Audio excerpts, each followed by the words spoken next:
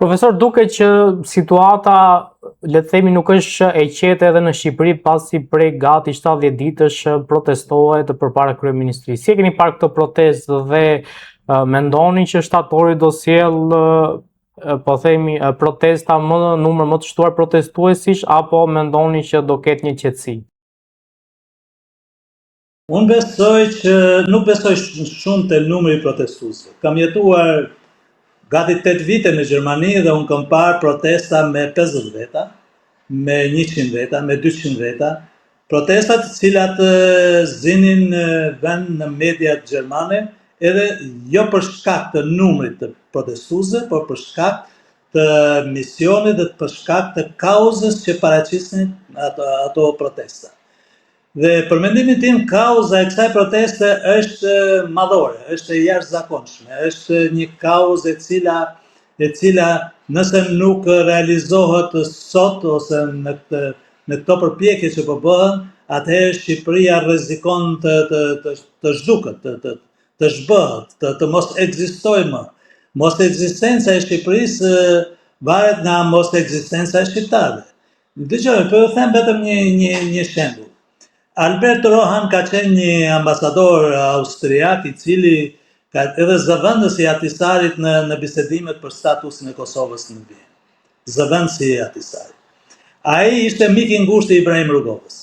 Kur ndodhi konferenca e Rambujës në vitin 1995 në dhjetor të atij viti, Kosova u la jashtë agjendës së saj dhe përpasoi pati një zhgënjim të madh.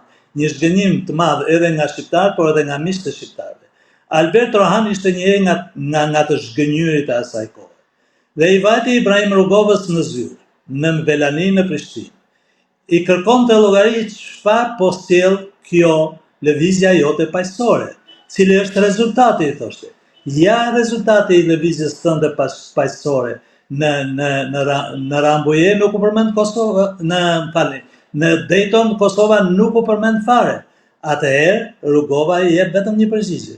Zote ambasador, thot, po ne jemi këtu. Ky duke mos dashur ose në përpjekjet e tij për të vërtetuar atë shqetësim që kishte, sërish mi vazhdonte të kërkonte llogari Rugovës. Dhe Rugova i thoshte vazhdimisht ne jemi këtu deri në sa ai iku nga takimi. Në vitin 1999, Albert Rohan shkruan dhe thoshte: sot po kuptoj se çka dashur më thot Rugova para 5 vitesh ose para 4 vitesh me fjalën ne jemi këtu. Një udhëheqës i përgjegjshëm i një vendi siç ishte Rugova kujdeset që njerëzit e familjes tij, qytetarët e tij t'i ketë rreth vetes. Kujdeset që vendi të mos shpopullohet. Rugova e realizoi këtë objektiv edhe në kushtet e okupimit, sundimit, apartheidit, dhunës, genocidit sërb. Na bën Edi Rama sot. S'kemi as luftë, s'kemi as një kërcënim, s'kemi as një krizë të jashtëzakonshme që ka prek Shqipërinë dhe botën. Jemi në një gjendje krejt normale prej 13 vitesh, por ama hemoragjia e njerëzve është e tmerrshme. Është të mërshme, më shumë se sa Kosova shumë më tepër, se sa Kosova në vitet e luftës dhe të genocidit sërb mbi të. Ç'do të thotë kjo? Do të thotë se ka një mision, ka një agjendë, ka një projekt i cili konvergon me interesat e Edi Ramës dhe të miqve të tij të huaj apo me miqtë e tij sërb sidomos. Të shpopullohet Shqipëria, të zhbëhet Shqipëria, të shkatërrohet Shqipëria, të mos ekzistojë Shqipëria. Mos ekzistenca e Shqipërisë, unë besoj tashmë plotësisht se është qëllimi, ideja, misioni dhe detyra e kryeministit të Shqipërisë Edi Rama. Në këto kushte, nëse shqiptarët nuk e kuptojnë këtë dhe nuk mobilizohen për ta përzënë të kryeministën nga qeverisja e vendit, atëherë Shqipëria do të rrezikojë të shkojë në humner. Imagjinoni, janë 200.000 apartamente në të Shqipërinë të pashitura. Mbahen peng. Një udhëheqës i cili punon për qytetarët e tij bën që ndërtimet të jenë në përputhje me nevojat e qytetarëve të tij. Pse ndodh në të vetmin rast në botë që më shumë ndërtimet apartamentet jenë të pashitura se sa të shitura? Ndodh sepse ka një projekt për të shit të projekte të apartamentet tek të huajt. Jo rastisht ka ndryshuar të gjitha ligjet. Po jap edhe një shembull. Po është bërë projekt ligji për shitjen e tokës bujqësore. Por para 6 muajsh, kryeministri i Shqipërisë ka nënshkruar 12 kontrata me kompani të mëdha të huaja që t'u shes atyre 120.000 hektar tokë bujqësore. Ligji po ndryshon tani, por marrëveshjet janë bërë para 6 muajsh. Kryeministri i Shqipërisë bën marrëveshje për shitjen e Shqipërisë tek të huajt dhe pastaj me fuqinë e kartonave ndryshon ligjet dhe bën ligje për shitjen e territoreve të Shqipërisë për të huaj. Ç'do të thotë kjo? Kjo do të thotë se ka një mekanizëm, një agjendë, një projekt që Shqipëria të bëhet pronë të huajve dhe jo shqiptarëve. Fakti që shqiptarët kanë humbur shpresën dhe shpresën e kanë humbur jo rastësisht, por qëllimisht që ata të mos besojnë më në vendin e tyre, dhe fakti që këtu bëhen përpjekje të vazhdueshme dhe krijohen komoditete të tilla që të huajt të vinë pa pengesa, kjo nuk ka asnjë arsye tjetër përveç se qëllimeve dhe misioneve, agjendave për ta shpopulluar, zhbër, shkatruar dhe ta bëjë Shqipërinë inekzistence në hartën politike të Europës. Kjo është një e vërtetë të cilën duhet ta njohë dhe ta di çdo shqiptar. Nëse do ta kuptojmë këtë, shqiptarët jo vetëm do të dinin protestë, por do të ishin gatshëm të jepnin jetën për këtë vend. Sepse Shqipëria nuk është vetëm e brezit tim, as e brezit të fëmijëve të mi. Shqipëria është e gjithë brezave që kanë shkuar dhe duhet të jetë e të gjithë brezave që do të vinë pas nesh. Profesor, ka pasur një takim mes Edi Ramës dhe Alex Sorosit në Dhërmi. Pse ky afrimitet, le të themi, me Sorosin në një kohë që dije që Rama po tenton të afrohet me Donald Trump? Fakti që Rama takohet me Alex Sorosin do të thotë që ai është peng i Sorosit. Nëse Rama do të ta kishte jetike afrimin me Donald Trump, dhe deri tani unë kam menduar që ai e ka jetike një gjë të tillë për të mbajtur pushtetin, sepse qëllimi kryesor i Ramës është pushteti, prestigjit dhe pasuria, lakmia, por kam përshtypjen se mund të jetë edhe diçka ndryshe. Mundet që Rama të jetë një kal troje, ose dëshiron të bëhet një kal troje në grupimin e Donald Trump. Sepse ti shesësh ishullin e Stazanit dhe zëvërnesin dhëndret e vajzës së Trump, ose t'ja falesh më sakt, dhe ndërkohë të mbash lidhje të ngushta me armikun më të madh të Trumpit, George dhe Alex Soros, do të thotë që ka një agjendë të saktuar, ka një projekt të saktuar, ka një program të saktuar, sipas cilit Rama duhet të luajë me 2 porta, minimumi me 2 porta. Dhe kësaj Rama përpiqet, ose ka dhe një përpjekje tjetër, që Rama ta bindë Sorosin, që është e nevojshme edhe për Sorosin që Rama të bëhet të afrohet me Donald Trump.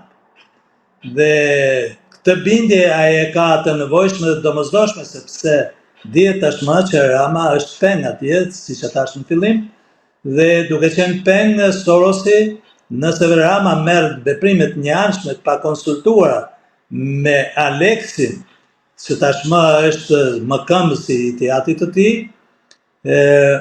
atëherë Rama do të paguajë koston.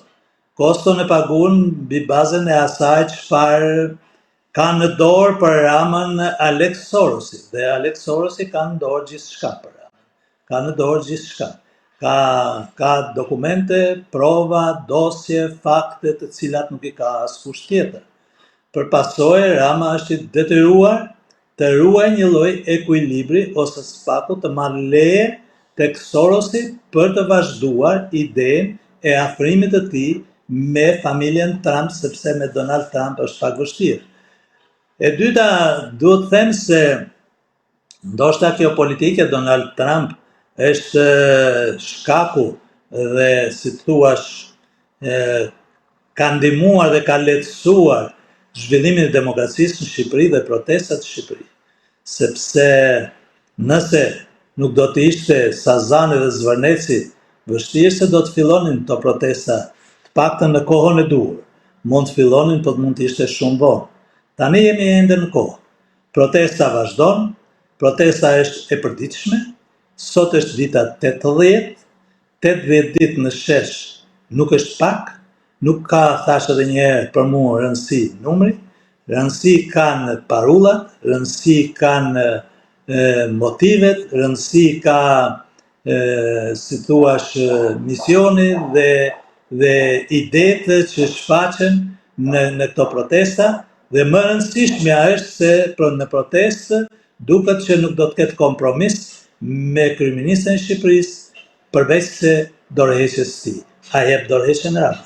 Për mendimin tim, edhe sikur 500.000 veta si tha ai të grumbullohen në Tiranë, ai nuk e jep dorëheqjen.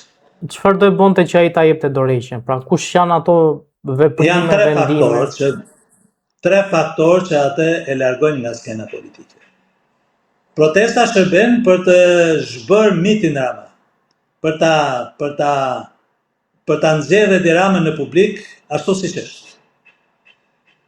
Protesta shërben që publiku të kuptojë që nuk ka të bëjë me një Edi Ramë I cili shitet si një patriot, si një shtetar, si një lider të cilit I dhimbset Shqipëria dhe qytetarët e Shqipërisë, por shqiptarët kuptojnë në të rast se kanë të bëjnë me një lider I cili ka trahtuar interesat e tyre. Ka trahtuar dhe interesat atë, ka trahtuar gjithçka, ka trahtuar parimet për të cilat ai ka luftuar në vitin 2013 për të ardhur në pushtet. Ka trahtuar çdo gjë, çdo fjalë që ka thënë deri më sot, të tijen, jo të shqiptarëve. Ka trahtuar besën për të cilën ai flet, dhe zakonisht njerëzit flasin për një nocion kur nuk e besojnë atë nocion. Edi Rama flet për besën sepse e di që spekulon. Është ai që I pari dhe kryesori që nuk beson, nuk ka besë. Më thoni një bashkëpunëtor të tij të ngushtë, të cilin ai e mban për shkak të parimeve apo të misionit për ndërtimin dhe zhvillimin e Shqipërisë. Të gjithë bashkëpunëtorët e tij të ngushtë janë me të për shkak se janë të gatshëm të kryejnë akte korrupsioni, të vjedhin, të shkatrojnë, grabisin këtë vend që ne na kanë trashëguar të prindërit dhe gjyshërit tanë. Në këtë aspekt ne nuk dim dhe nuk njohim një Edi Ramë që ka besë. Nuk ka besë. Një njeri që nuk ka një mik, një shok, një njeri të cilët I kundërvijnë ata që nuk pajtohen me parimet e tij pavarësisht se kanë qenë miqtë e tij, një njeri që pajtohet vetëm me Belina Ballukun, sepse e ka marrë peng atë, atëherë do të thotë që ky është I pabesë, absolutisht. Në këtë aspekt mendoj që protesta ka një rol të veçantë për opinionin publik të brendshëm.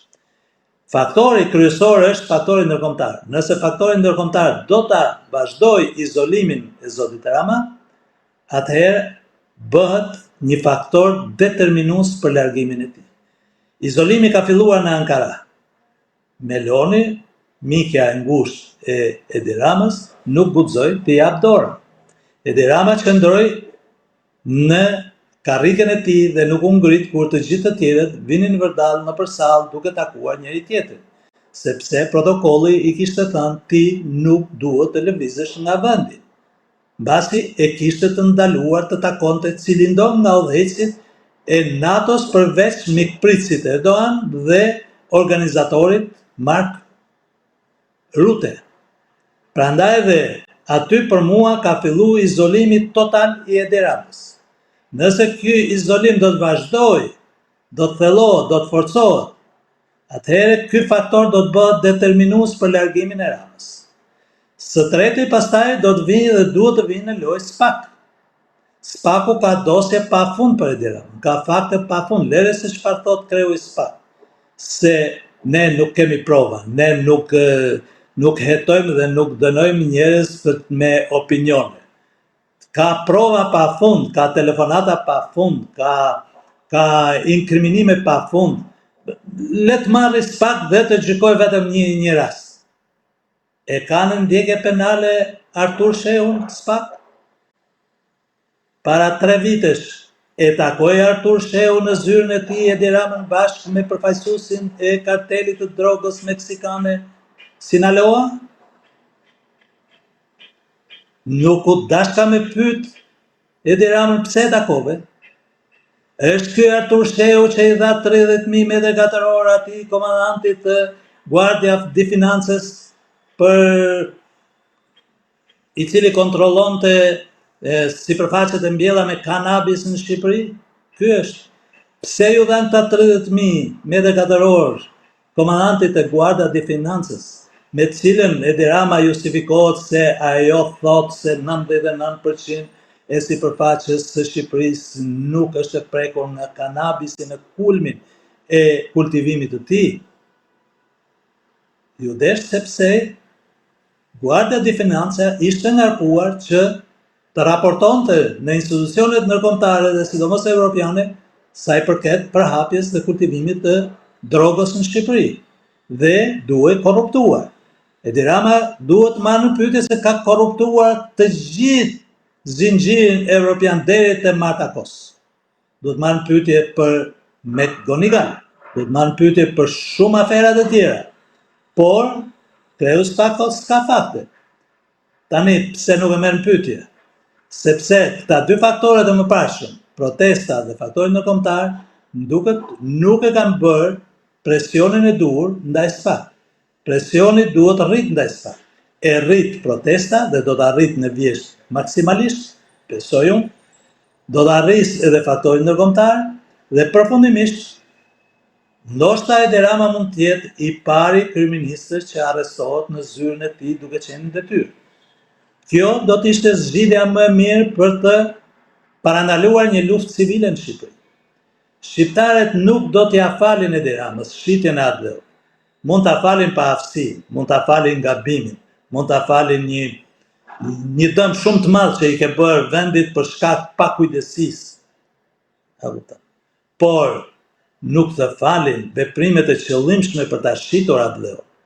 Nuk ta falin kurrë. Dhe nëse nuk do të kryejnë punë edhe këta 3 faktorë, jam i bindur që do të vijë një moment që do të shkohet tek konflikti civil. Jam shumë i bindur. Nuk do të lejohet Edi Rama të shes Shqipërinë. Do të pengohet detyrimisht dhe pa dërma. Ndryshe Shqipëria zhbëhet dhe përfundon historikun e saj në qeverisjen e Edi Ramës. Profesor, duket sikur kriza në Kosovë nuk po mbaron dhe vendi po shkon përsëri drejt zgjedhjeve të reja. Çfarë po ndodh realisht? Kosova po kryen atë rit të cilin e ka kryer prej 2025-s e deri më sot. Nga shkurti i vitit 2025, pra për më shumë se një vit e gjysmë do ta quaj. Është një ritual i cili sigurisht nuk i bën nder Kosovës, është një ngërsh politik që pengon krijimin e institucioneve. Fatkeqësisht kjo vjen jo vetëm për shkak të përçarjeve politike midis fraksioneve politike në Kosovë, midis grupeve parlamentare, por vjen edhe për shkak se kushtetuta është ndërtuar e tillë dhe për më tepër se gjykata kushtetuese për mendimin tim ka bërë një interpretim shumë të gabuar të pjesëmarrjes në parlament në momentin e votimit të raundit të tretë për presidentin e Republikës. Nëse do të thuaj që presidenti zgjidhet me 2/3 e votave në 3 raunde, do të ishte më fair, më mirë, më e rregullt, se sa të thuash që jo, nuk zgjidhet me 2/3 e votave, por ama 2/3 duhet të jenë në parlament. Çka do të thotë se kushtetuta imponon vullnetin e deputetëve të Kosovës. Derisa një president në raundin e tretë, siç ndodhet në Shqipëri, zgjidhet me shumicën absolute të votave, 50% plus 1, do të thotë që është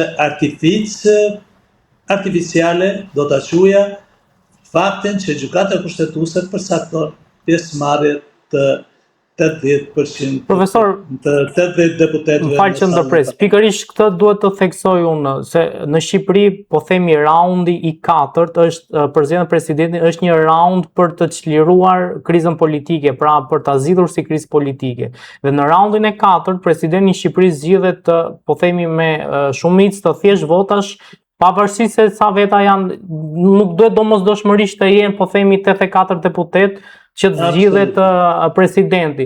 Po në Kosovë, pse ka ardhur që edhe raundi 4 është po aq i rëndësishëm, pra duhet po aq vota, ose pse votësh ajo nëse ti je prezent. Se ai që ka ndërmend me bojkotu zgjedhjen presidentit, mjafton të mos jetë prezent, edhe e bojkoton zgjedhjen presidentit. S'ka nevojë me qenë prezent dhe me votu kundra, mund të mos jetë prezent dhe nuk zgjidhet presidenti. Pra pse arritëm deri këtu ne? Pikërisht ky është problemi. Këtu është ngërçi. Nuk është ngërçi tek mosmarrveshjet dhe sepse në fundit ka një fitues në Kosovë. Dhe fituesi është i njohur tashmë. Nuk mendoj që mund të ishte fitues dikush tjetër, por praktikisht është vetëvendosja dhe Albin Kurti me koalicionin e tij. Në këtë rast çdo fitues do të duhet të kishte të drejtën të zgjidhte krerët e institucioneve të vendit. Mirë, por në rastin konkret, ndërsa fituesi ka të drejtë dhe mundësi ligjore dhe juridike të formojë kryesinë e kuvendit dhe të formojë qeverinë, nuk ka të drejtën e tij të zgjedhë presidentin e vendit, kreun e shtetit. Kjo sepse gjykata kushtetuese ka vendosur kështu. Kushtetuta nuk e parashikon një klauzol të tillë.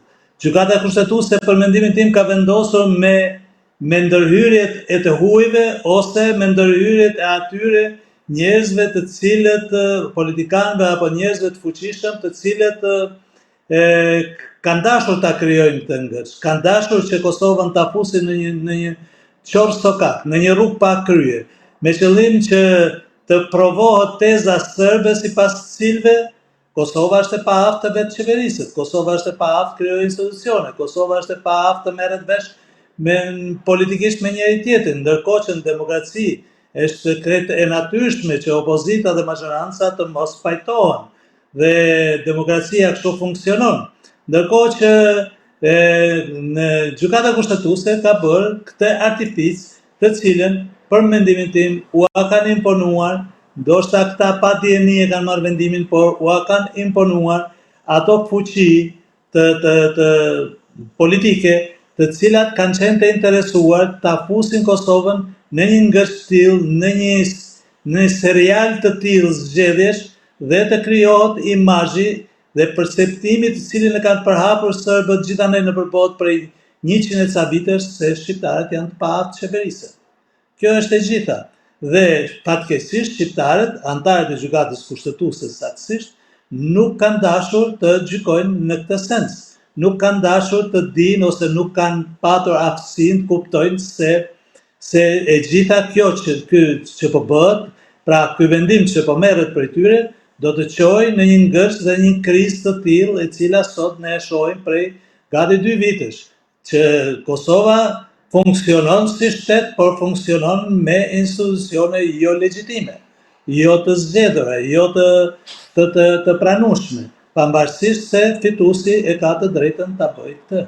Është paradoksale dhe njëkohësisht e dhimbshme.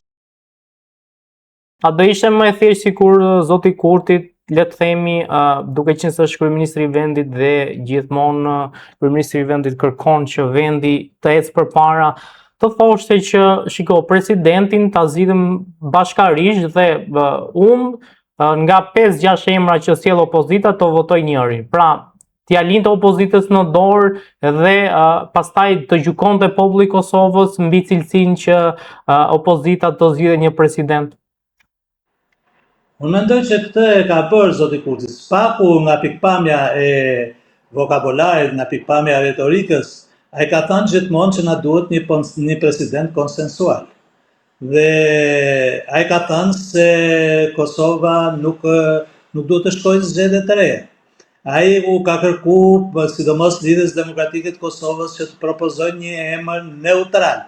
Çfarë do të kuptojmë me emrin neutral? Në media shoh vazhdimisht emrin e Fatmir Sejdiut, për shembull, si një kandidaturë shumë e përshtatshme edhe për Kurtin për të qenë presidenti i Republikës Kosovës. Por Fatmir Sejdiu dihet që ka qenë kryetari i Lidhjes Demokratike të Kosovës dhe ka qenë një nga pasuesi më dinjitoz i Ibrahim Rugovës edhe si presidenti i Republikës Kosovës. Dhe derisa Kurti pranon një figurë të tillë, do të thosha të kalibrit të Sejdiut, sepse Sejdiu me djenin që kam unë nuk ka mundësi të ushtrojë sërishmi detyrën e presidentit të Republikës, do të ishte një mrekulli sikur ai të ishte presidenti i Republikës. Por kam përshtypjen që nuk është e mundur të ndodhi kjo, jo edhe nëse ekziston vullneti politik, por fjala është për një figurë, për një staturë të tillë siç është figura e presidentit Sejdiu. Dhe derisa Kurti pranon se figura të tilla të këtij standardi, do të thotë që është përgjegjësi e partive politike, në rastin konkret të Lidhjes Demokratike të Kosovës, që të propozojë një emër të tillë, një emër i cili të përfaqësojë me dinjitet shtetin dhe njëkohësisht të jetë i paanshëm. Pse duhet të jetë i paanshëm presidenti i Republikës së Kosovës? Duhet të jetë i paanshëm sepse Kosova ka nevojë për reforma dhe presidenti i Republikës, nëse është i paanshëm, do të bllokojë reformat të cilat janë të dëmshme për vendin dhe në shkeljet e kushtetutës së vendit. Por nuk do të ndalonte dhe nuk do të bllokonte reforma të cilat janë të dobishme për Kosovën dhe nuk shkelin kushtetutën e Republikës Kosovës. Një president partijak i opozitës, ai do të bëhej bllokadë e vazhdueshme e reformave të qeverisë dhe përpasoj Kosova do të vendnumëronte. Nuk do të ecte përpara me reformat e saj, sidomos me reformën në drejtësi. Kosova ka nevojë të uluritse për një reformë në drejtësi. Mos harroni, janë shpëbler 1 hektar tokë nga zyrtarët e Kosovës, nga zyrtarët e lartë, nga politikanët e lartë të Kosovës në periudhën e viteve 2015 me 300 euro hektari dhe është shitur me 500.000 euro mbas pak javësh, sepse ai që e ka bler ka ditur projektet se në atë territor do të kalojë për shembull një autostradë. E ka bler para fillimit të autostradës me qëllim që kur të shpronësoj shteti, sërishmi shtetit t'ia shesi me një çmim 1000 herë apo më shumë se 1000 herë më të madh se sa e kishte bler para 2 javësh. Ky është abuzim i hapur me pushtetin, ky është abuzim i hapur me pozitën që të ka dhënë dhe me besimin që të ka dhënë qytetarit. Ky abuzim duhet ndëshkuar, por kjo ndëshkohet vetëm nëse kemi një reformë në gjyqësor, dhe kjo reformë gjyqësor duhet të veprojë, duhet që pasuritë e paligjshme, pasuritë e pamerituara, pasuritë e marra nëpërmjet korrupsionit apo nëpërmjet shfrytëzimit të postit zyrtar, të sekuestrohen, minimumi të sekuestrohen, edhe nëse nuk do të ketë dënime. Mirë po, kjo punë bëhet vetëm nëpërmjet reformave në drejtësi, dhe nëse nuk bëhet kjo reformë në drejtësi, atëherë programi politik i fituesit është i pazbatuar, dhe nëse nuk zbatohet programi politik do të thotë që premtimet që fituesi ju a ka dhënë qytetarëve të Kosovës të mos realizohen. Mos realizimi i premtimeve nuk dëmton vetëm fituesin, forcën politike, subjektin politik, i cili ka premtuar dhe dëshiron të bëjë diçka, por dëmton në radhë parë interesat e shtetit të Kosovës, interesat e qytetarëve të Kosovës. Për këtë arsye, unë mendoj që Kurti ka shumë të drejtë kur kërkon një president neutral, një president i cili nuk miraton qorrazi me sy mbyllur reformat e qeverisë, por edhe nuk bllokon për shkak të ndikimeve politike ose partijake këto reforma. Kjo është krejt e arsyeshme dhe këtë po bën zoti Kurti për mendimin tim së paku në diskursin e tij. Unë nuk e di se çfarë ka brenda tij zoti Kurti, por deri më sot nuk më ka rezultuar që ai të ketë thënë diçka ndryshe dhe të ketë shfaqur diçka tjetër brenda vetes në veprimtarinë e tij praktike.